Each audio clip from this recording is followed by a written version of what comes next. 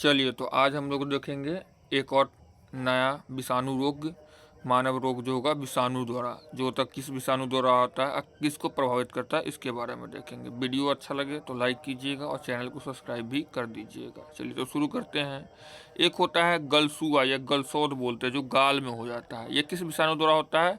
तब mumps virus के द्वारा होता है। और ये किस में होता है? तो गाल में होता है या पैर में होता है। एक आता है फ्लू या फिर इन्फ्लुएंजा। इन्फ्लुएंजा किसके कारण होता है? तो ध्यान कीजिएगा, ये मिक्सो वायरस के कारण होता है। किसके कारण? तो मिक्सो वायरस के कारण। सब पूरा शरीर को प्रभावित करता है इन्फ्लुएंजा या फ्लू। एक आता है रेबीज। रेबीज को क्या बोलते हैं? तो हाइड्रोफोबिया बोलते हैं, जो रेबडो विषाणु से आता है। जैसे ये फैलता मुख्य रूप से किससे है? तो कुत्ता, चमगादड़ और भेड़िया इसका वाहक होता है। और ये प्रभावित किसको करेगा? तो तंत्रिका तंत्र को। अगला आते हैं एड्स। एड्स क्या होता है? ये वायरस HIV से प्रभावित होता है और प्रतिरक्षा प्रणाली को ये प्रभावित करता है। एक आता है टाइकस। टाइकस किस विषाणु से होता है? टाइकस बीमारी तो रिकेटिसिया प्रोजेकी से होता है। प्रभावित किसको करेगा टाइकस? तो पूरा शरीर को करता है, संपूर्ण शरीर को। अगला आता है खसरा। खसरा होता है ये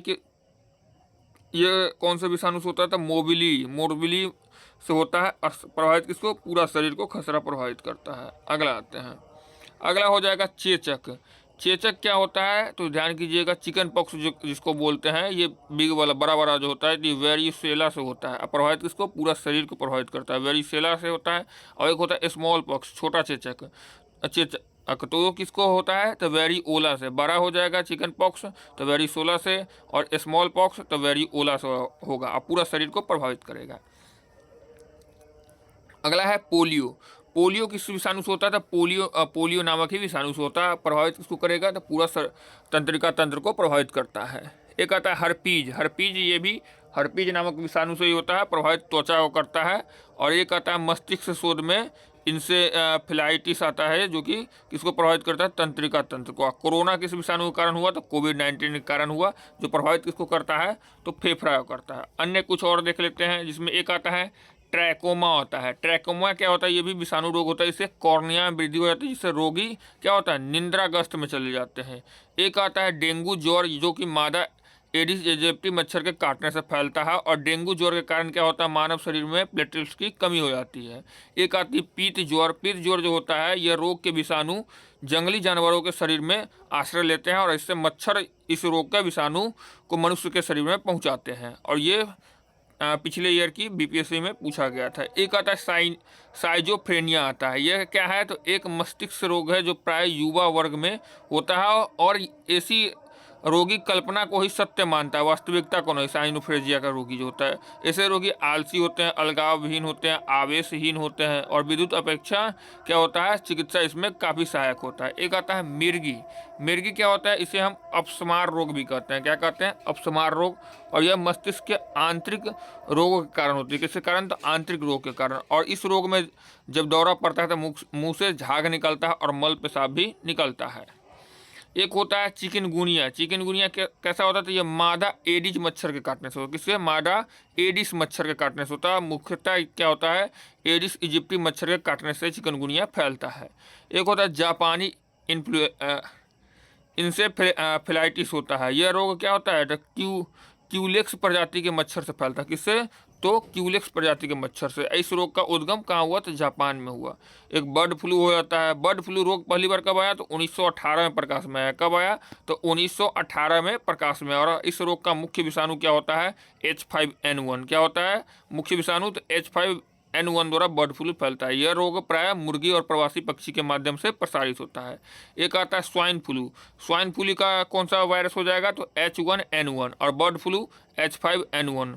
और यह स्वाइन फ्लू जो होता है H1N1 वायरस द्वारा सुअर से फैला है। किससे फैला है? तो सुअर से स्वाइन फ्लू फैला हुआ बर्ड। अगला आता है बर्ड फ्लू मुर्गी पक्षियों। अगला आता है दुनिया का पहला टीका बनाने का श्रेय अंग्रेज चिकित्सक एडवर्ड जेनर को जाता है। किसको जाता है? पहला टीका बनाने का श्रेय अंग्रेज चिकित्सक एडवर्ड जेनर को जाता है। एडवर्ड जेनर को लोकप्रिय रूप से प्रतिरक्षा विज्ञान का जनक कहा जाता है। और या फिर टीकाकरण का पिता किसे कहते हैं? या प्रतिरक्षा विज्ञान का जनक तो एडवर्ड जेनर को ही कहा जाता है।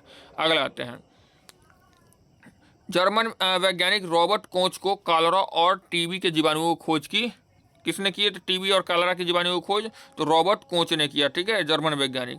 तपेदिक, टीबी के लिए बीसीजी वैक्सीन की खोज किसने किया? तो फ्रांसीसी जीवाणु विज्ञान अल्बर्ट कैलमेट और केमिली गुएरिन ने की थी। किसने?